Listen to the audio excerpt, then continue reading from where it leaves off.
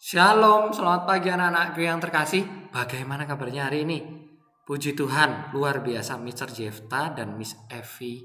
Sangat yakin anak-anak semuanya mempunyai kabar yang sangat luar biasa baik dan sehat semuanya diberkati oleh Tuhan. Yuk, kita akan lanjut mempelajari tema 2, menyayangi tumbuhan dan hewan. Subtema 3, menyayangi tumbuhan. Pembelajaran 3 dan 4, halaman pada buku paket 125 sampai 138. Ayo kita dengan semangat menyimaknya. Jangan lupa siapkan buku paketnya masing-masing di rumah ya. Oke, lanjut. Oke, di situ di halaman 127 anak-anak bisa lihat ada bacaan hutan bakau si sabuk hijau pelindung pantai. Kelas 3 berkunjung ke hutan bakau. Mereka akan mempelajari perawatan dan pelestarian hutan bakau. Orang-orang sering menyebut hutan bakau sebagai sabuk hijau. Artinya kawasan hijau yang tumbuh di garis pantai. Hutan bakau melindungi garis pantai dari pengikisan. Hutan bakau juga meredam gelombang besar termasuk tsunami. Diperlukan kerjasama warga sekitar untuk menjaga pertumbuhan hutan bakau. Ada 2 hal penting yang harus dilakukan untuk merawat hutan bakau anak-anak, yaitu penyiangan dan penyulaman. Penyiangan dilakukan untuk membasmi hama. Adapun penyulaman adalah penggantian pohon bakau yang mati. Pohon yang mati diganti dengan bibit atau pohon bakau lain yang seumur. Tujuannya agar pohon-pohon bakau dapat tumbuh secara seragam. Pohon-pohon bakau yang telah ditanam mesti dijaga pertumbuhannya. Oke. Kepiting kerap menggigit batang anak pohon bakau. Pertumbuhan kepiting di sekitar hutan bakau mesti dikendalikan. Paling tidak hingga pohon-pohon bakau berusia 1 tahun. Nah, anak-anak lihat di halaman 128. Ombak dan binatang pemakan daun juga terkadang merusak. Namun manusialah yang paling banyak menyebabkan kerusakan hutan bakau. Bibit dan pohon bakau muda sering terinjak oleh pencari ikan dan kepiting. Oke, anak-anak perhatikan. Di situ ada pertanyaan di halaman 129. Sesuai dengan bacaan yang sudah Mister bacakan dan anak-anak yang sudah baca, apa yang dilakukan Udin dan kawan-kawan di hutan bakau? Ayo kita bahas. Udin dan kawan-kawan berkunjung ke hutan bakau untuk mempelajari perawatan dan pelestarian hutan bakau. Mister ulangi. Udin dan kawan-kawan berkunjung ke hutan bakau untuk mempelajari perawatan dan pelestarian hutan bakau. Oke, soal yang selanjutnya, apa arti julukan sabuk hijau bagi hutan bakau? Ayo anak-anak cari dulu. Kira-kira apa arti julukan sabuk hijau yang ada di bacaan tadi? Nah, betul. Arti julukan sabuk hijau bagi hutan bakau adalah kawasan hijau yang tumbuh di garis pantai. Ingat, kawasan hijau yang tumbuh di garis pantai. Nomor 3, apakah manfaat hutan bakau? Yuk, manfaatnya apa ya? Manfaat hutan bakau adalah untuk melindungi garis pantai dari pengikisan dan meredam gelombang besar termasuk tsunami. Nah, anak-anak harus ingat ya. Oke, anak-anak boleh tulis di buku paketnya masing-masing. Anak-anak bisa pause videonya. Anak-anak bisa tulis dan supaya tidak ketinggalan bisa di-pause. Oke, nomor 4. Apa saja yang dilakukan untuk merawat hutan bakau? Ada 2 hal penting yang harus dilakukan untuk merawat hutan bakau, yaitu penyiangan dan penyulaman. Nah, penyiangan dilakukan untuk membasmi hama. Adapun penyulaman adalah penggantian pohon bakau yang mati. Oke. Bisa ditulis di buku paketnya masing-masing. Nomor 5. Apa saja yang dapat merusak pertumbuhan dan kelestarian hutan bakau? Ayo, apa aja? Ada yang tahu? Oke, yang dapat merusak pertumbuhan dan kelestarian hutan bakau adalah ombak dan binatang pemakan daun. Namun manusialah yang paling banyak menyebabkan kerusakan hutan bakau. Bibit dan pohon bakau muda sering terinjak oleh pencari ikan dan kepiting. Nah, Anak-anak, di situ sudah ada jawabannya nih. Anak-anak bisa salin di buku paketnya. Anak-anak boleh tulis di halaman 129. Anak-anak bisa pause untuk men-stop videonya dan menulis. Oke. Mister lanjutkan. Siti senang mengumpulkan daun. Saat kunjungan ke hutan bakau, ia mengumpulkan daun-daun bakau. Nah, itu halaman berapa ya? Ada yang tahu? Oke, halaman 132. Saat kunjungan ke hutan bakau, ia mengumpulkan daun-daun bakau. Ia mengamati bahwa panjang tiap daun tidak sama. Siti mencoba mengukur 2 buah daun dengan menggunakan garis bilangan. Nah, ini anak-anak bisa lihat di layar handphone atau laptop anak masing-masing. Anak-anak bisa lihat di situ panjang kedua daun tersebut adalah di situ ada yang berukuran 4 satuan dan 1 2 3 4 5 satuan.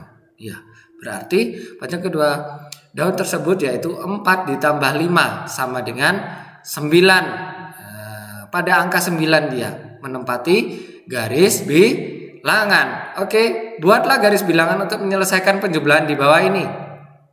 Oke, anak-anak bisa buat. Nomor 1, 9 ditambah 2. Nomor 2, 4 ditambah 7. Nomor 3, 6 ditambah 4. Nomor 4, 3 ditambah 9. Nomor 5, 4 ditambah 8. Oke, anak-anak bisa kerjakan ya, halaman 132 di rumah. Lanjut. Pada halaman 134, hari Minggu adalah hari libur. Seluruh anggota keluarga berkumpul di rumah. Seluruh anggota keluarga dapat bekerja sama dalam melakukan pekerjaan rumah tangga, seperti yang dilakukan keluarga Siti. Pada saat hari libur, mereka bekerja sama membersihkan rumah dan merawat tanaman. Setiap anggota keluarga mempunyai hak dan kewajiban sesuai dengan peran masing-masing. Nah, ayah berperan sebagai kepala keluarga, ibu berperan sebagai pendamping kepala keluarga, anak berperan sebagai anggota keluarga. Kewajiban ayah bertanggung jawab mencari nafkah. Ayah juga melindungi keluarga. Ibu membantu ayah mengurus semua keperluan keluarga. Tugas ibu diantaranya adalah menyiapkan makanan untuk keluarga serta mengatur rumah agar tetap bersih dan nyaman. Ada juga ibu yang bekerja untuk membantu ayah mencari nafkah. Nah, halaman 135. Kewajiban anak-anak yaitu belajar dan membantu melakukan pekerjaan rumah.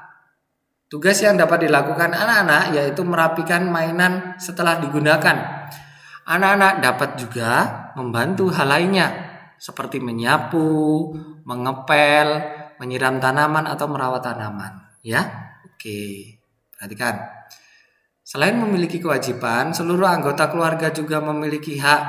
Contoh hak ayah dan ibu yaitu dihormati dan disayangi anak-anak.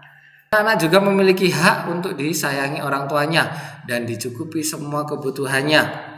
Menjaga keseimbangan hak dan kewajiban merupakan pengamalan sila kelima Pancasila. Keadilan sosial bagi seluruh rakyat Indonesia adalah bunyi sila kelima Pancasila. Anak-anak. Siti menceritakan kegiatannya sehari-hari di rumah pada halaman 137 ya. Ia mendapat tugas untuk menyiram tanaman setiap sore.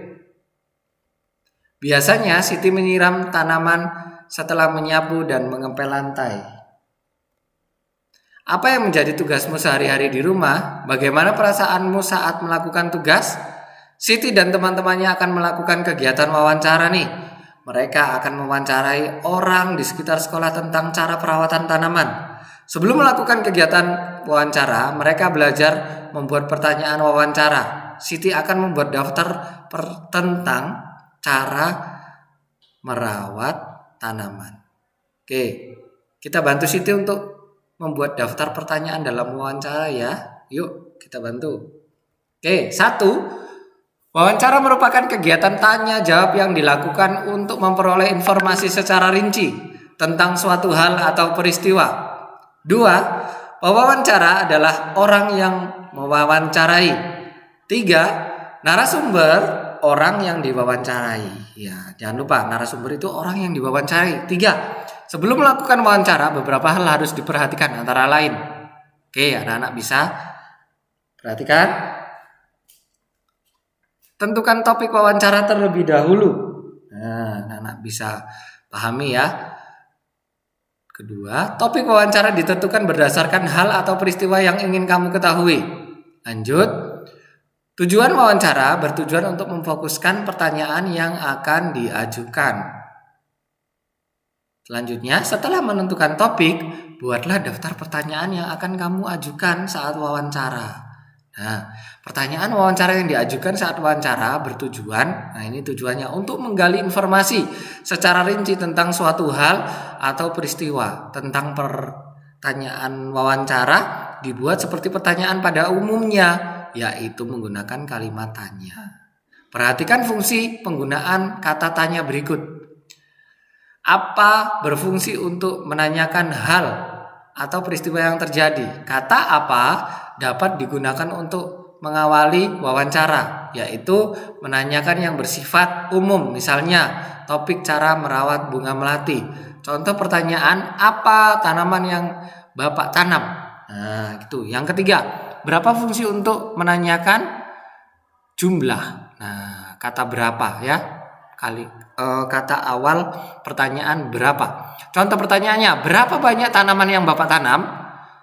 Oke, itu contohnya ya. 4. Siapa?